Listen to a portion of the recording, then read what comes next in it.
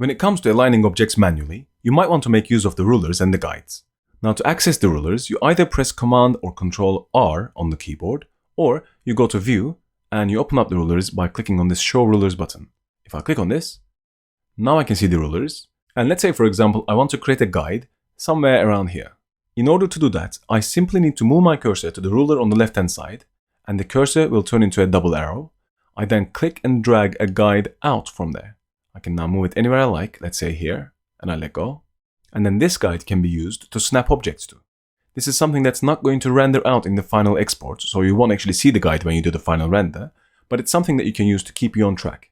And in order to make sure that the layers snap to the guides, we need to go to the View menu at the top, and then there's an option here, it says Snap to Guides, and that should be turned on. If it's turned on, which it is, if I click outside now, and if I click on any of these layers, let's say I click on the yellow one, as I drag this, you'll see that it'll just go and snap to that guide. And I can do the same here, and here, and really quickly I can snap all of these to the guides. And once I have them snapped, I can then select them all, and then I can go to Distribute Layers, and I can distribute them vertically, which means that the gap between them is going to be equal. You can of course create horizontal guides as well, and you do that by moving the cursor here, and then clicking and dragging down, and then I can use this to snap objects to, like that. Now if you want to get rid of a guide, all you have to do is to go back on it, and drag this back to where it came from, which is the ruler, and let go. And I can do the same here, click, and then drag this back to where it came from, and then let go. If you have multiple guides and you want to get rid of all of them at the same time, let's say I just create some random guides here. If I want to get rid of all of these at the same time, all I have to do is to go to View, and then there's an option here to clear the guides. If I click on Clear Guides, they'll all disappear. Let me undo that, Command Z, so they come back. If you want to lock the guides so you can't move them by mistake, again, you just go to View, and you make sure that this option here where it says Lock Guides is turned on. Once it's turned on, you can't then select the guides and do anything to them. You can't even delete them. If you want to do any of that, you need to go to View again and unlock the guides.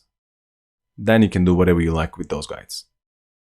I'm going to go and clear all of these again. And the next feature I want to show you is the grid. Now the grid is a predetermined set of guides. If I go to View and select Show Grid, that will reveal the grid.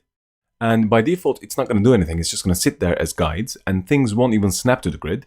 You can see they're kind of freely floating around. But if you want the object to snap to the grid as well, you go back to View and turn on Snap to Grid. Now if you click and drag the objects around, you see they will snap to the grid lines.